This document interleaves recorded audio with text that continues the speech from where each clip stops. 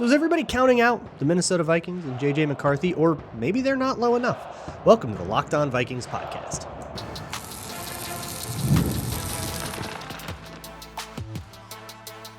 You are Locked On Vikings, your daily Minnesota Vikings podcast, part of the Locked On Podcast Network, your team every day. Hello, everybody, and welcome to the Locked On Vikings podcast, where we're always trying to learn something new. It's part of the Locked On Podcast Network, your team every day. And thank you so much for making Locked On Vikings your first listen of the day every single day. I appreciate you all so very much, my hashtag everydayers.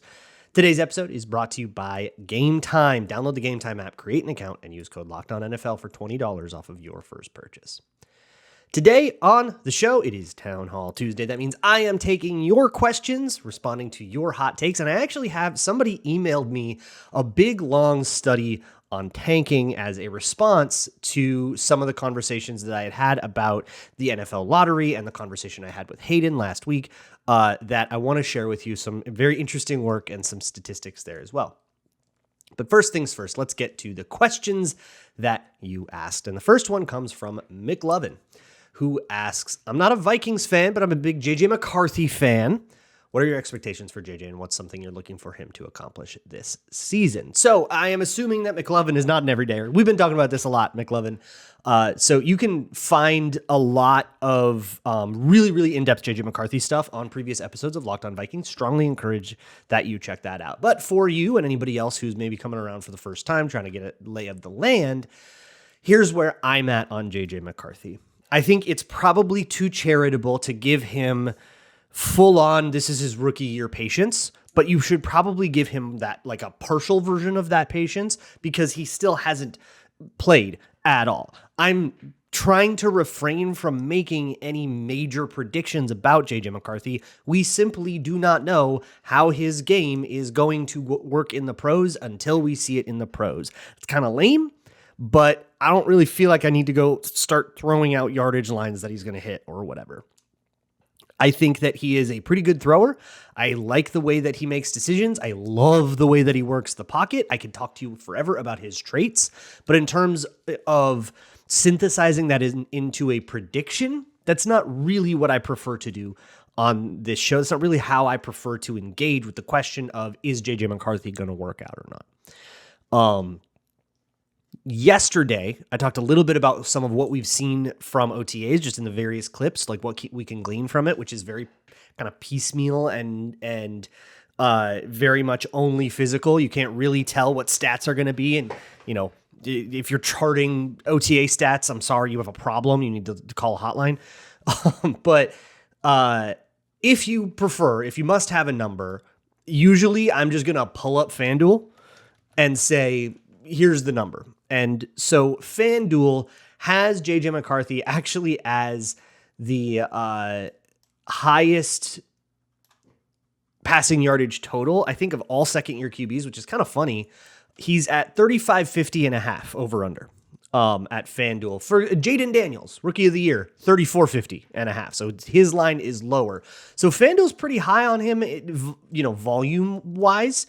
And that makes sense because of the kind of offense the Vikings have typically run. And that would be a pretty large regression from Sam Darnold, and the over could still hit in terms of just raw yards. So, but, you have this like crazy uncertainty. I like JJ McCarthy a lot. I liked him before the Vikings took him. I think that he has absolutely what it takes to become the face of the Minnesota Vikings. I think that's there. It's not complete yet by any stretch of the imagination, and there's a whole bunch of things that can happen between then and now that would change my mind about that. But where I'm at right now is pretty optimistic, but still very much letting it be a question mark. In a similar vein, Jedos Dog asks NFC North record predictions for this season. Again, it's not my favorite way to engage with this kind of question, who's going to be better or whatever. But the betting odds for the NFC North are really, really fascinating, because they're not entirely consistent. The Lions are consistently the favorite of the NFC North. Their over-under is 10.5. They have the highest Super Bowl odds, and they're going to be higher across all the categories. When you compare the Vikings and Packers, the Packers are ahead in more categories, but not all of them. But for the main ones, the Packers over-under win total is 9.5. The Vikings is 8.5. And the Bears, for whatever it's worth, is also 8.5. That's pretty high for a whole division to all have over-unders win totals of 8.5 or more. With the Vikings and Bears, though, when it's 8.5 specifically, 8.5 is a number that you kind of stick onto a team that you don't know anything about. That's where I'll never forget. It was, I think it was 8 even because it was still a 16-game season in 2020. But in 2020, when Tom Brady joined the Bucs and they ended up winning the Super Bowl, they had an over-under of 8 because nobody knew how that was going to work out. There was tons of debate on if that was going to happen or not. It was a crazy polarizing thing. Is it going to be great, or is he old and washed now and it's not going to work? And he was just good because of Bill Belichick, right? And Belichick's actually going to be the one. He's going to take Mac Jones to the promised land. Right. I guess it was Cam Newton that year, actually. But regardless, right? So that's what the sports books do when they got no idea, is they put it smack dab in the middle and they just kind of hope.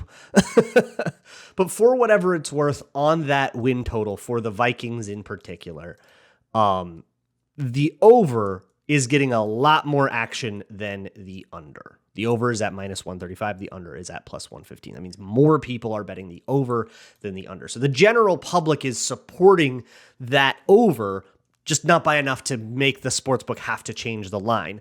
The unders on all other NFC North teams are the more popular one. Under 8.5 for the Bears is the most popular one of all of these over-unders, -155. So of any NFC North thing, Bears under 8.5 is the most popular by a pretty good long shot. And over 8.5 for the Vikings is the next most popular one. I think that feels appropriate to me. I don't think I'm going to come here and throw out any super hot takes about any of that. But I feel like the sort of wisdom of crowds betting public is going to be a more thorough answer than what I would do, which is probably just throw out an arbitrary number based on vibes and my mood in the moment. I don't think you need that. Chris asks, do you think Byron Murphy was deserving of the Pro Bowl selection he got last year? And what were the things he did super well last year that make him worth the money we gave him? So those are two very different standards and very different levels of precision in those standards. So I'll go with the first one first. The Pro Bowl standard is, I think, a lot easier to define, but also is going to be incongruous with reality more often.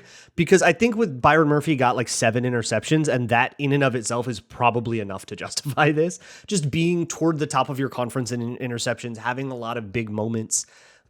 He played really good cornerback. He wasn't perfect all the time. And there might be a thing where he's getting a little overrated just by virtue of being the only corner you can remotely trust on this team.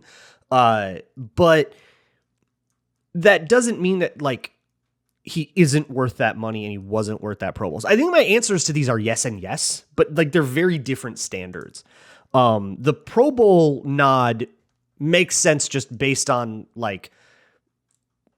interception totals and your kind of box score impact. In terms of being worth the money that we gave him, if you were listening in February, I was really adamant that they kind of had to do this, if I recall. Or if they didn't do it, they would have had to throw that same amount of money at a free agent and replace Byron Murphy 1-for-1. The way the team is constructed and the way the salary cap situation and the draft picks and everything, it's always a puzzle to fit in. Who do you give a big contract to? Okay, we got a big contract on a corner and a tight end, but not a quarterback right now. And how those things sort of slot in year over year over year over year. There was a big cornerback contract was going to someone, and Byron Murphy versus, DJ Reed or who else was it? Was it Charvarius Ward? Was he the other guy that was out there?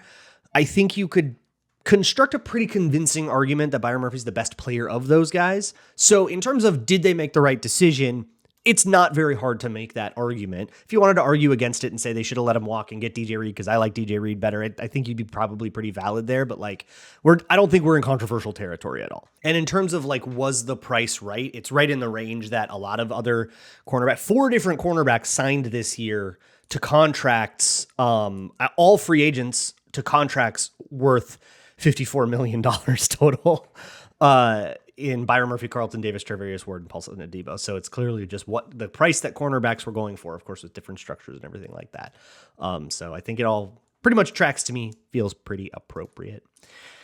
I've got a few more questions and your hot takes and a really cool tanking study. So we got a lot to get to coming up on Locked On Vikings. This episode of Locked On Vikings is brought to you by Gametime, the best place to find tickets to anything you want to get to, any event you can dream up. You can even browse for stuff. The thing about Gametime is you can always see everything that you're getting up front. There are no hidden fees. You get all-in pricing. You just have to flip the switch on.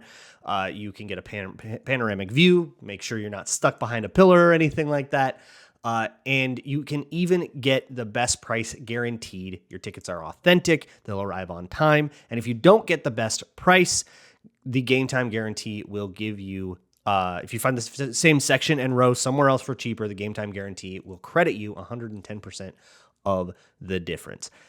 If you are trying to get tickets to Vikings games right now, in particular, the London and Dublin tickets, which are very, very hot right off the bat, they have not been on the market relatively for very long, and Gametime can help you figure out who is buying them and just trying to offload them and where the good deals are and what kind of seats you are looking for. Take the guesswork out of buying tickets with Gametime. Download the Gametime app, create an account, and use code LOCKEDONNFL for $20 off of your first purchase. Terms apply.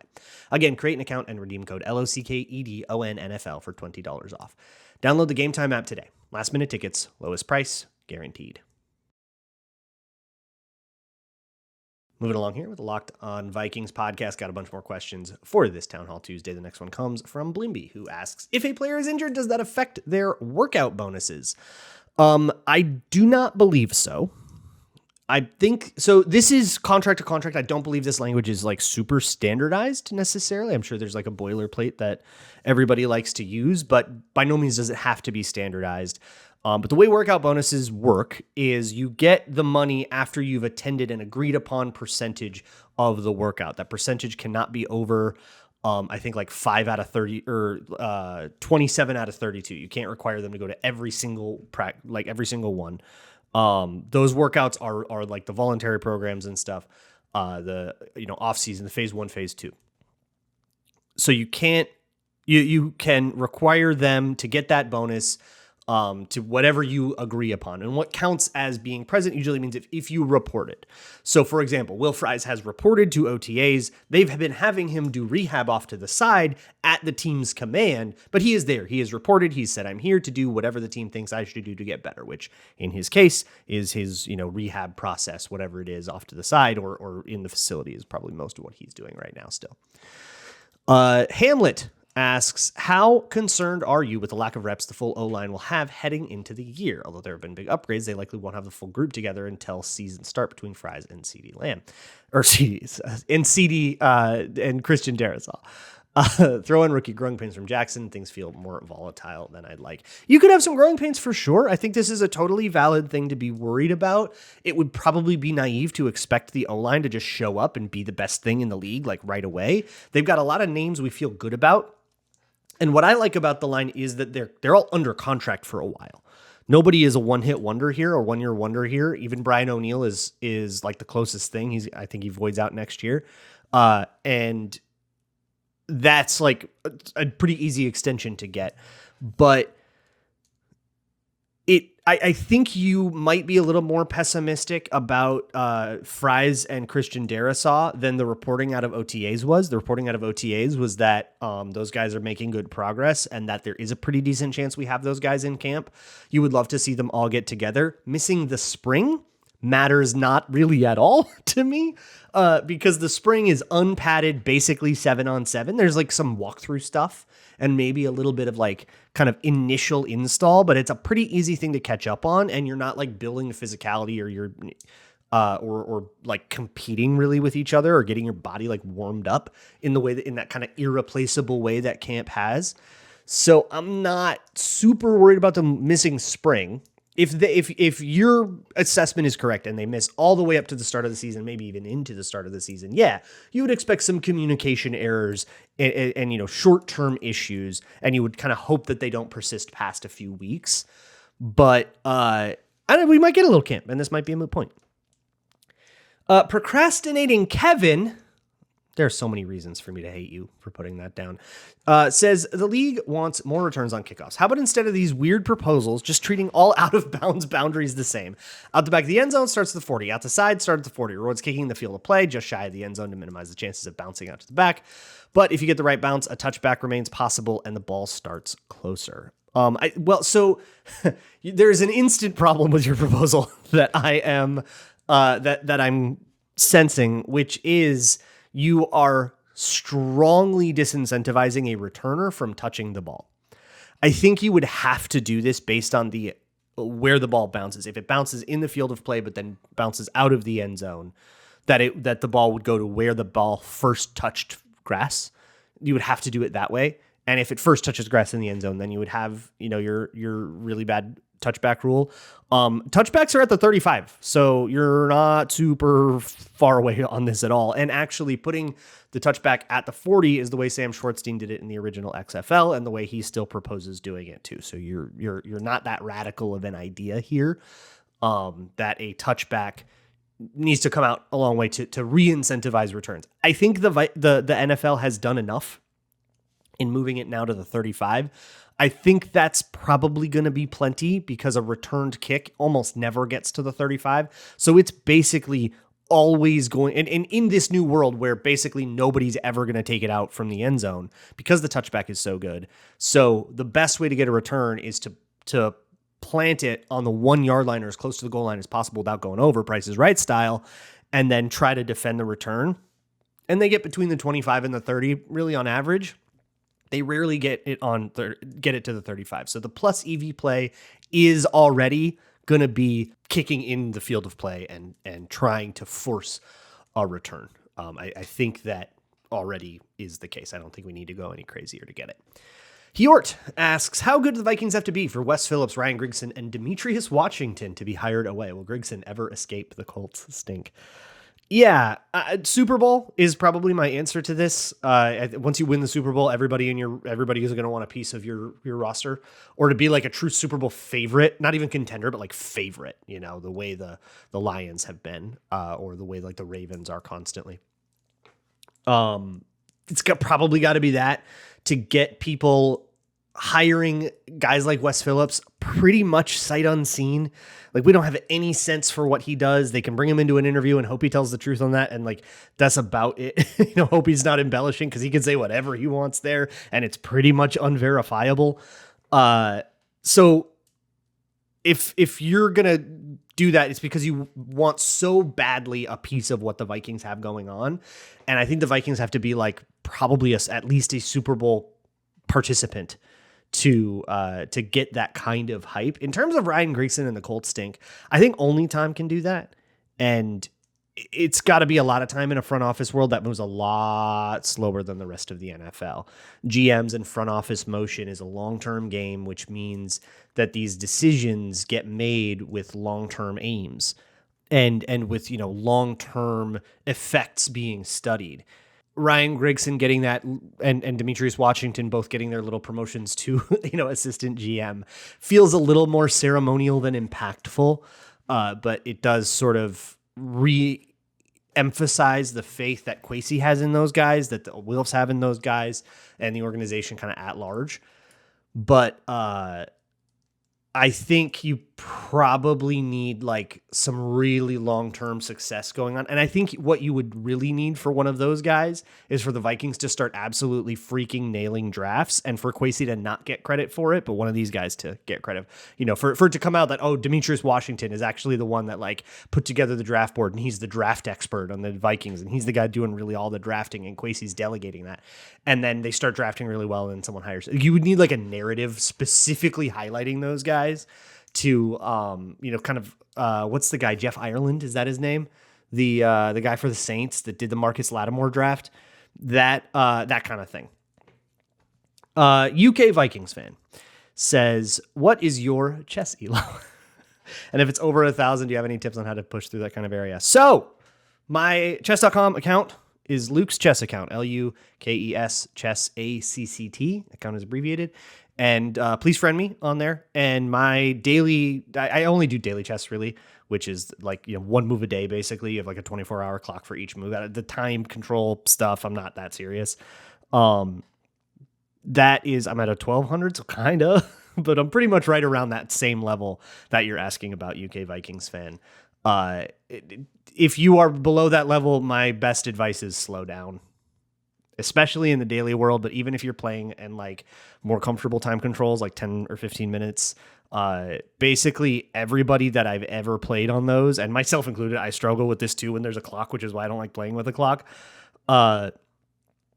You have time, use it, and really think through the thing. But if you're moving, especially if you're playing a daily game and you're moving instantaneously every time, there's no way that you are calculating everything you need to be calculating. So just slow down and watch how much better you get. Okay, there are some hot takes as well as a big tanking thing, and I still want to get to all of that. So that'll all be next on Locked On Vikings.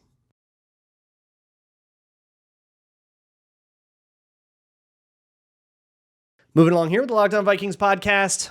It's time for some scorching hot takes. We don't have a whole bunch, so we'll have time for this tanking thing at the end. Football Scholar says, though, the Vikings will trade for Cam Akers again because KOC thinks Cam is irresistible. That is perhaps one of the cooler takes that we've had in the hot take section. It is a fairly frigid. I think everybody has this opinion. But yeah, sure, man. I mean, with Jordan Mason in the building, it feels a lot less likely than it was in years past when that guy was like Alexander Madison or RB2 Ty Chandler, and you were a little uninspired by that. I think Jordan Mason's a little more excited, but it takes one injury to bring this back into the fold. And not even an injury to the main, not even a devastating one, right? Like you need one hamstring that's going to keep somebody out for a lingering, annoying 6 weeks, and suddenly it absolutely becomes an option.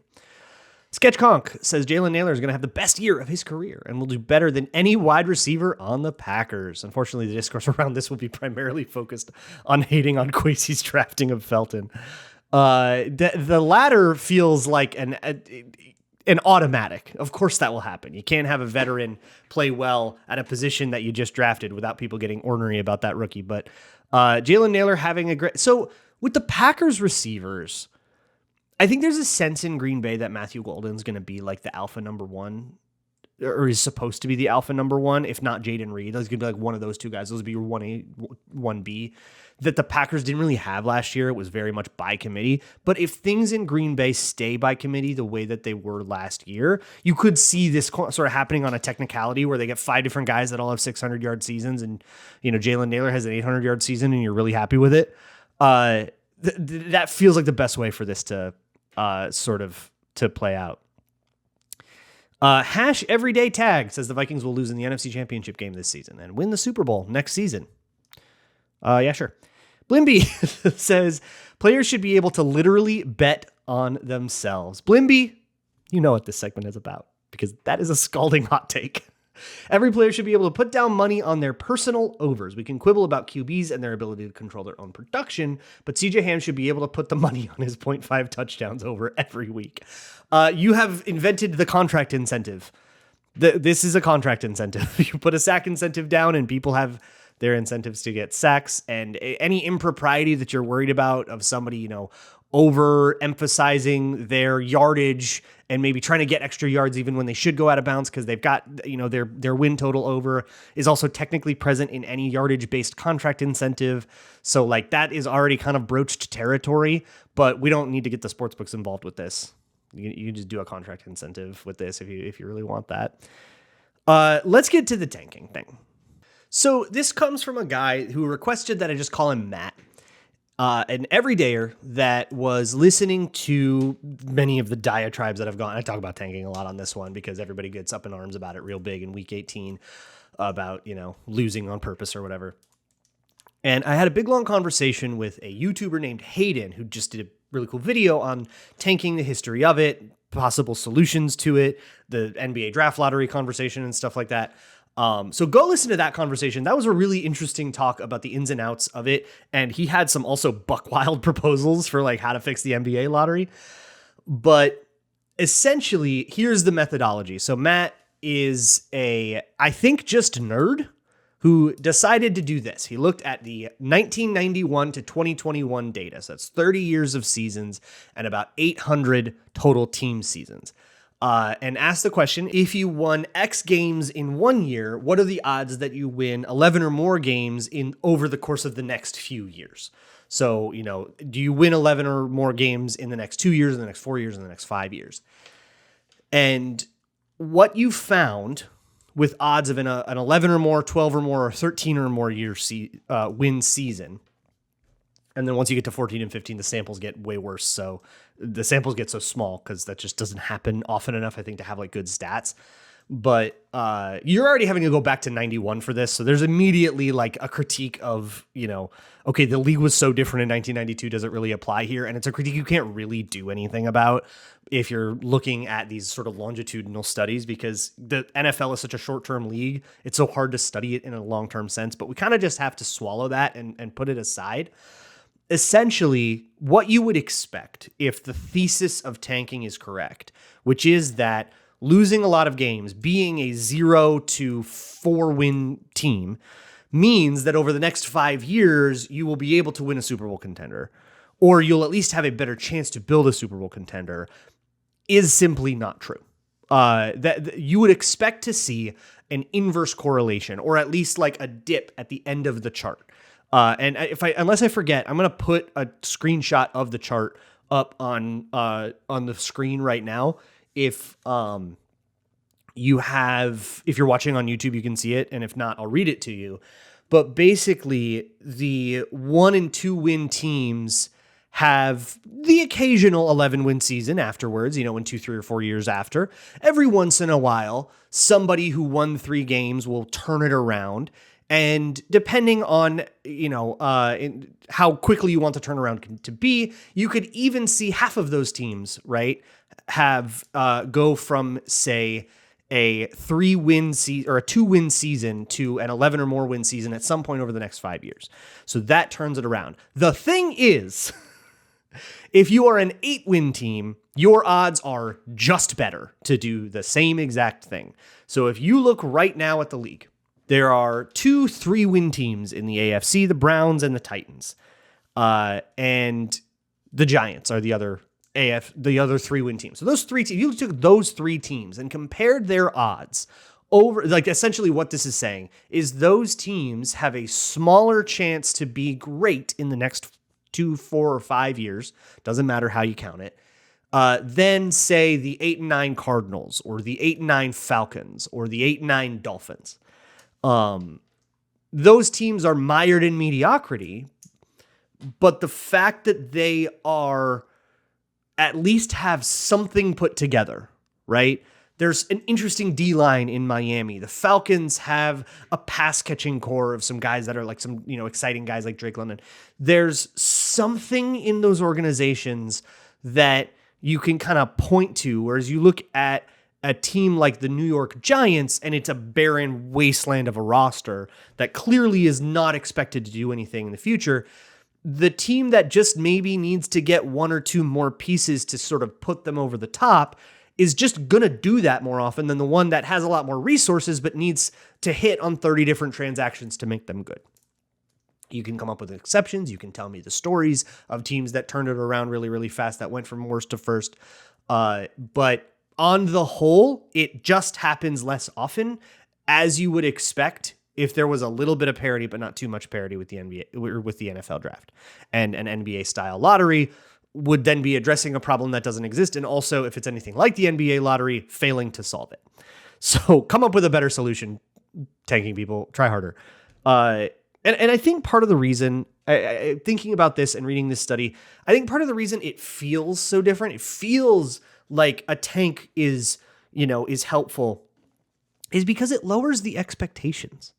A team that's like, if the Giants win 7 games this year, it's going to feel like a success for them because they don't have any expectations at all. If they win 7 games and Jackson Dart looks at least halfway decent, everyone is going to look at the Giants season like a success. If the Falcons, who went 8-9, if they go 10-7 but miss the playoffs, undeniably a better team than the 7-win Giants but still miss the playoffs, everyone's going to look at that as a failure because they've got these, they've got this Kirk Cousins thing. They've got a little bit more of a complete idea of their team. They've got salary stuff. They've got different expectations, and they've been out of the playoffs for so long. The expectations are different. So I don't know if tanking makes you a better Super Bowl contender. I think it just makes you a little bit more okay with being just okay, which doesn't really beat the allegations of it being a loser's mentality. And that loser's mentality sure is not welcome here on Locked On Vikings. I'm not going to share all of this data because it's this guy's data, but I do thank you, Matt, very much for sharing this with me. If you want to share anything you have, if this caliber, please bring it to me. But whatever, LockedOnVikingsPodcast@gmail.com. That is an open email address, open inbox. If you want to get at me, you can get at me there. You can also find me, of course, on Blue Sky at Luke Brown NFL, YouTube comments, everything like that. And of course, you can always put anything you can always ask me any question in the Google form in the show notes. I will get to it the next Tuesday or anonymously drop a hot take, and I will protect your anonymity and react to it accordingly. I will see you all tomorrow, and as always, Skull.